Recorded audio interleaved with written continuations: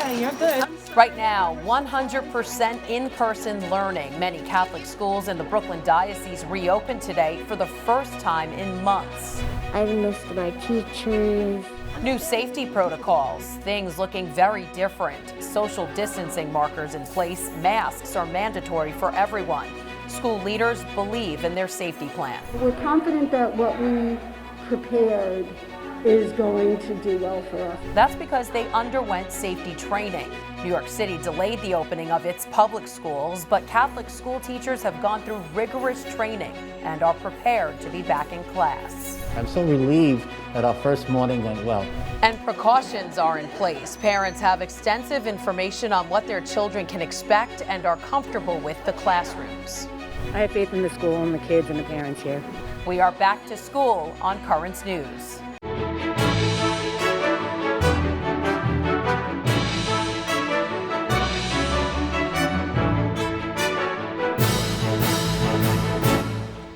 Good evening, I'm Christine Persichetti. After months of remote learning followed by months of safety planning, schools in the diocese welcomed students back to class today.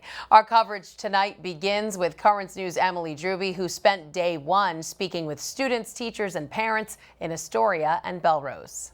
Come on over. One at a time. Safety was the top priority as the school year kicked off Wednesday morning in the Diocese of Brooklyn. From temperature checks, Keep your space. Good job. to social distancing, So we're gonna all hold on to our own glue sticks, okay? to new rules. While this is probably the weirdest back-to-school day I've experienced in 28 years of education, it's probably also the most exciting. St. Gregory the Great Catholic Academy's principal, Lynn Alemo, is proud of the hard work her staff did to get these kids back to their desks. Parents have also taken notice of that extra effort. They were sent to home on Friday and on Monday right away. Kids are online. They are quick to respond, and I commend them for that. Schools throughout the diocese are staggering their first days based on grade so kids can get used to new safety rules with fewer people in the building. 90% of the Diocese of Brooklyn's 66 Catholic schools and academies are offering 100% in-person instruction 5 days a week. 10% are doing a hybrid model because of capacity. All right, my name is Mr. Eric. I'm your music teacher. Over at Immaculate Conception Catholic Academy in Astoria, Queens, the older grades had their orientation. New principal and alumnus, Brother Joseph Rocco, has worked in schools for over 20 years. The preparation for this school year, I have never experienced in all those years. Preparations like safe conduct reminders on walls and floors, temperature checks, and socially distanced classrooms. Parents will also have to fill out these daily health screening questionnaires. They have all of the symptoms of COVID listed on them, and they also ask questions like, has your child traveled internationally lately? Now, these are supposed to help keep COVID-19 from coming through the door. I was very impressed this morning. Everybody had a task, and it was done. Staff was proud of the way their first day went, and students, they were thrilled to be back, especially 8th graders like Olivia and Gabrielle Mills, who were afraid they would miss the important milestones that make up their final year. Being here since nursery, I want to make the best moments for the last of it. In Queens, Emily Druby, Currents News. Joining us now to talk more about students returning to school during the pandemic is Brooklyn Diocese Superintendent of Schools, Tom Chadzuko. So, Tom, how did everything go today? What did you hear from your principals, your teachers, parents? Actually, it's been nonstop since around 6 o'clock this morning. Principals obviously were the first in their buildings this morning, making sure everything is ready. Then as the children began to arrive, I got a number of calls from pastors who had not possibly seen the children for the summer. Again, excited about the children coming back. And we used the analogy of a rocket taking off. We're ready for go. And the enthusiasm, the inspiration, and the commitment of the people coming together for the first time. So as of this time, all is well, and we're very proud of what we have accomplished this summer, and it's really a true testament to everyone working together diligently throughout the entire months of July and August. Absolutely, great news. And as you know, New York City public schools delayed their reopening. Has that had any effect on our Catholic schools in terms of the things the city's Department of Education provides? No, actually, we really had a very good response from the New York City Department of Education. My colleague across the river, Mike Deegan, the superintendent from the Archdiocese, we wrote a letter last week to the Chancellor Carranza, and basically asked him to make sure that our children had nurses, school buses, transportation, and food services. We've received all of those services, and we're happy to report that it has been really a great partnership that we've established, and we're happy for our children. That's right. Now, schools across the diocese aren't requiring mandatory coronavirus testing. So how will schools prevent the spread of the virus? In her story earlier, reporter Emily Druby mentioned daily temperature checks, questionnaires. Tell us about that. Okay, it's interesting because when I went into a school for the first time last week, you had to have your temperature taken. You had to complete a questionnaire, a health questionnaire, and parents are doing that for their children. Our teachers are doing that as well. We're also working very closely with the New York City Department of Health. If there's any cases or any questions about COVID in our schools, we report directly to the city. We get their direction. And we're very pleased. I mean, this morning we've had 2 calls out of concern from a principal. We reported it right to the city of New York, and it was really nothing founded, but they immediately responded. It appears to me that we have our own point of contact for the Diocese of Brooklyn, which made me really at ease. We also are working with a daily protocol for our principals to report instances to us with specific questions that then we will share with the Department of Health. All right, so what is the protocol if there is an outbreak at the school? Do you go right to 100% remote learning? What happens? I think on that, Christine, we'd have to take the direction from the New York City Department of Health. I know we've talked about isolation rooms. We've talked about, point of contact. We've talked about, who do you reach out to?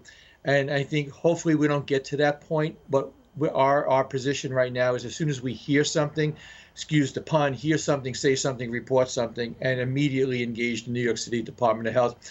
We want to make sure we have a very clear plan of articulation. We've heard too often, things hitting the media where you don't have the full story. We don't want to panic children. We don't want to panic parents. But we want parents to know that we do have all of the safety protocols in place in the event we do have to report. Right. There were some public school buildings that remained closed yesterday because of ventilation issues. Tell us what the diocese has done to prevent those issues in the Catholic academies and other precautions that have been taken. Yeah. I mean, we knew that there were certain non-negotiables when we were putting together our plans. And we've been talking about ventilation really since day one. And so what we looked at is, air conditioning, the very few schools that have air conditionings, but do they have the right filters in place? And I know we had a rush on schools ordering filters. We talked about using exhaust fans to pull the air out of the classrooms, not to pull it in, because you're pulling it in, you're circulating bad air. We've also had a lot of principals work with their pastors on making sure the windows all open appropriately and safely. So we've looked at all of that cross ventilation. We've looked at the exhaust fans. We looked at the air conditioning, and I think we're very, very confident that our buildings, our cross ventilation is really in good shape, and we are able to protect the children, the faculty, the parents, anyone coming into the schools. All right, so we'll keep our fingers crossed and say prayers for the rest of the school year. Hopefully everything goes smoothly. Brooklyn Diocese Superintendent of Schools, Tom Chadzuko, thanks for being here with us. My pleasure, and thank you for having us. At least 2 public school teachers in Brooklyn have tested positive for coronavirus. One teacher was at PS1 Bergen School in Sunset Park, the other at MS 88 in Park Slope. This on the heels of Governor Andrew Cuomo launching what he is calling a COVID-19 report card for all K-12 schools in New York. Every school district has to report every day to the Department of Health as to how many tests were taken, what type of test, what was the result. The State Department of Health is going to put that all on the website. We're going to have a COVID report card for every school in the state. The State Department of Health will collect the information from 3 sources: the schools, local health departments, and the labs doing the testing. That information will be posted on the state's website, which will allow parents to find the data for a school district. Some good news for New York City restaurants from Governor Cuomo today. Indoor dining can begin at 25% capacity starting on September 30th. Opening restaurants, I understand the economic benefit and I understand the economic pressure that they've been under. A restaurant is not just the restaurant owner. A restaurant is the kitchen staff, the wait staff. There's a whole industry around restaurants. There will be temperature checks at the door for all customers. Tables must be 6 feet apart, and you have to leave your contact information with the restaurant for tracing if needed. While it may be welcome news that restaurants can reopen for indoor dining, some restaurant owners fear it may be too little too late because the damage has already been done after so many months being closed. Currents News' Jessica Easthope went to Little Neck, where she spoke with one owner frustrated that while she was closed, restaurants just over the border in Nassau County have been opened since June. We can go up to anywhere between 150 to 200 people in here.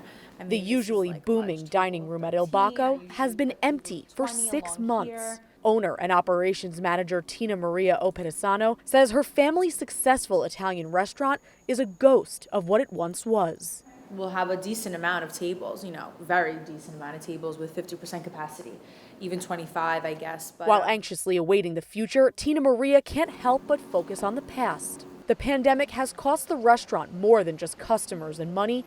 They've lost a big part of New York City culture. Place is packed. You have to wait 30, 45 minutes for a table, have a drink at the bar, meet people, talk to people, socialize, and then come and sit down as part of the whole fun of restaurants. Governor Cuomo announcing Wednesday that indoor dining can open at 25% capacity by September 30th. But after watching restaurants a block away open up around them months ago, Il Bacco launched a $2 billion lawsuit against the state. We are located 500 feet from Nassau. Since June 22nd, they've been allowed indoor dining and we haven't. Being so close to the border, it's like a constant reminder every day. The astronomical figure wasn't just meant to light a fire under state lawmakers. It reflects a harsh reality. The total revenue loss just in Bacco alone, times it by X amount of thousands of restaurants in the 5 boroughs, and then take that and put it into 6 months, actually makes a lot of sense, $2 billion. But the new number that's making restaurant owners shake, 63.6. That's the percentage of restaurants predicted to close by the end of the year, according to a new survey from the New York State Restaurant Association. Even if they are allowed to open indoor dining, they may not even survive. Tina Maria says Il Bacco will continue to fight for all the restaurants who were forced to close their doors during the pandemic, and for those who might still have to. In Little Neck, Jessica Easthope, Currents News. Meanwhile, doctors and scientists are still trying to fast-track a COVID-19 vaccine, but one pharmaceutical giant has hit a speed bump. Nick Valencia has more on this new update. This morning, a major setback in the race for a vaccine. AstraZeneca paused its late-stage trials Tuesday due to an unexplained illness in one of its volunteers. The news that there was a serious adverse reaction that halted the trial of one of the most promising vaccines, one that we've heard a lot about, is exactly why you have to take things carefully with vaccines. They're not toys. The delay, the same day 9 top drug makers pledged they will not submit a vaccine for approval until it's proven to be safe and efficient.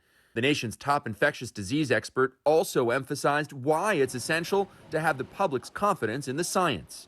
We've got to regain the trust of the community about when we say something is safe and effective, they can be confident that it is safe and effective. And that's the reason why we have to be very transparent with the data as well as what it is that goes into the decision-making process about approving a vaccine. Despite President Donald Trump's repeated claims, Dr. Anthony Fauci once again says not to count on having a vaccine available by Election Day. It's not impossible, but it's unlikely that we'll have a definitive answer at that time, more likely by the end of the year. The realities of the pandemic making the start of the fall semester difficult on many college campuses. West Virginia University moving most undergraduate classes on its main campus online through September 25th. 377 students there testing positive between July 20th and Monday. And at San Diego State, a cluster of nearly 400 confirmed cases. as over 1.8 million more children returned to public school this week. Some who started the year online in districts from Houston to Hartford faced major technical difficulties. And the number of children testing positive for the coronavirus continues to rise. That was Nick Valencia reporting. According to the American Academy of Pediatrics, more than 500,000 children have been diagnosed with COVID since states began recording infections. There's a lot more news headed your way. Stalemate in the Senate as lawmakers debate a coronavirus relief package. We have the latest. Plus, a blood red sky over Oregon as wildfires rage in parts of the state. And he's a social butterfly. Pope Francis once again meeting and greeting the faithful at the Vatican. We'll show you. Now you can help us put your faith in the news. The next time you capture a newsworthy event, send us your pictures or video. It's easy. Go to netny.tv/send us, and you may see your submission on Currents News.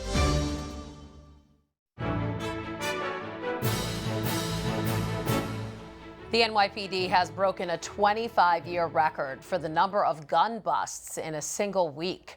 Last week, Commissioner Dermot Shea says there were 160 gun arrests, smashing the previous high from a quarter century ago.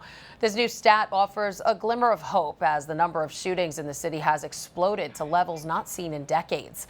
Commissioner Shea also says gun arrests are up for the month, with 436 people taken into custody.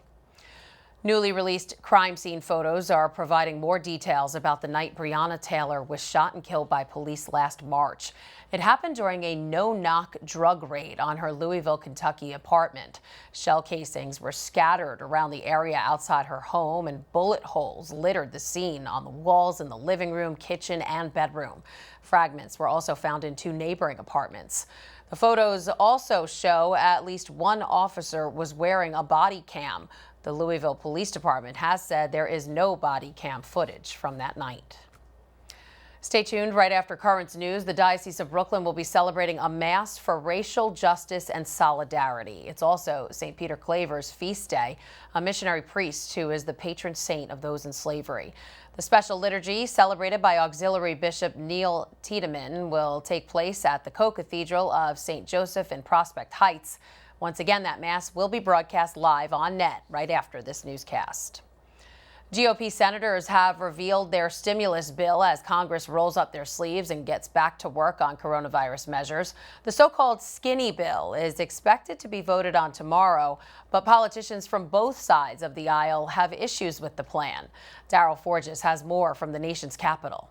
Congress is at a crossroads without a deal to provide more COVID relief. It's a political football game and they're playing with people's lives, all right? And it's wrong. More than a month after negotiations between the Trump administration and Congress stalled, Republicans unveiled slimmed-down legislation. We have put together a new targeted proposal containing several of the most urgent and most popular policies that would help Americans right now. Dubbed the skinny bill, it includes a $300 federal boost for unemployment benefits, extends the Paycheck Protection Program, and provides billions to education. I wouldn't call it skinny. Their old bill, which was about $1 trillion, was skinny. This one's emaciated. There's no money for a second round of stimulus checks or for local governments. There's no money to feed children who can't get food. There's no money to help people who are evicted from their houses. Despite bipartisan opposition, a vote on the bill is expected Thursday. It's a vote for senators to say whether they want to move forward toward huge amounts of relief for kids, for jobs, for health care, or whether they are happier doing absolutely nothing. There's little hope of an agreement before the election. Still, those in need are hopeful for a surprise September compromise. People are hurting and we need their help. In Washington, I'm Daryl Forges. An eerie sight out west. The sky turned bright red because of the raging wildfires that are forcing thousands to flee their homes. Kelly Azair reports. Dayton, just after noon, looked as if it should be the evening hours. No sunlight made it through the thick smoke blanketing the sky. Thousands are now displaced because of the Beachy Creek fire. We found many people regrouping at a park and ride in Staten. For some, Leaving meant taking on the fire themselves. We actually spent last night fighting a fire right in front of our house. Marion County Sheriff's Office say a number of residents had to get treated for burns from attempting to fight the fire. But flames weren't all they were up against. Tyrone Trotter had to improvise when gridlock happened coming off a hill into Silverton. Our horse trailer got gridlocked down into town, so we had to walk the 2.5 miles down here so we could get off from down on the hill running. Trotter says they packed what they could and made sure their horses were safe. The horses have been pretty good, but they're pretty instinctual on when something's wrong. It's time to go. But like so many others, they never expected anything like this. Never have before. Just a sense of urgency. Get them out and hope and pray for the best. That was Kelly Azer reporting. San Francisco is also seeing the unsettling red skies. Major flames have ripped through Europe's largest refugee camp located on the Greek island of Lesbos. No injuries have been reported, but many of the camp's 13,000 residents are now in need of emergency shelter. Officials say the fire was ignited by campers angered by lockdown measures after 35 people tested positive for COVID. The exact cause of the fire is still under investigation. The man in charge of the Pope's charitable donations, Cardinal Konrad Krajewski, is calling for the permanent resettlement of the refugees in Lesbos. Cardinal Krajewski has visited the camp several times and accompanied small groups of migrants from the Greek island to Rome. When asked about the fire, the top Vatican official said sooner or later it was bound to happen. A Middle East peace deal could earn President Trump a big honor. A Norwegian lawmaker nominated the president for a 2021 Nobel Peace Prize for brokering the deal between Israel and the United Arab Emirates. It's the second time this lawmaker has nominated Trump for the honor. The historic deal normalizing relations is scheduled to be signed at the White House next week. Still to come on Currents News, a Queens church goes high-tech so you can be missile-free during Mass. Also ahead, the Pope out of lockdown and into socializing, how Francis greeted people at his general audience when we come back.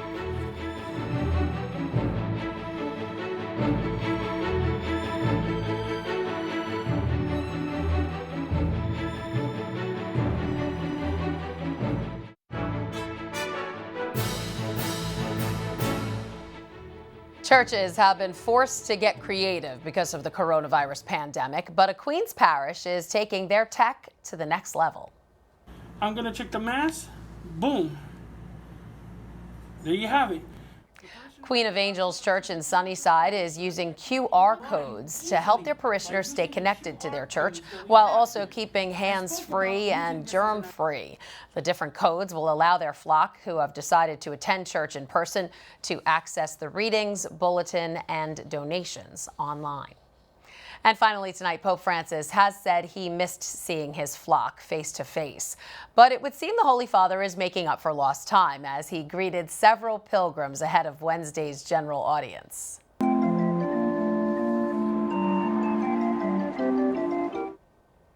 Among the stops made by the Pope, he blessed an engagement ring right before a man proposed. He took time to joke with a couple and their 5 kids, stopped for a group of nuns who sang for him, and accepted some sweets. And that is Currents News. Remember to continue watching tonight. You don't want to miss this live special Mass of Solidarity for St. Peter Claver's Feast Day. That's next on Net TV. I'm Christine Persichetti. Thank you for joining us because we are putting your faith in the news. I hope to see you again next time.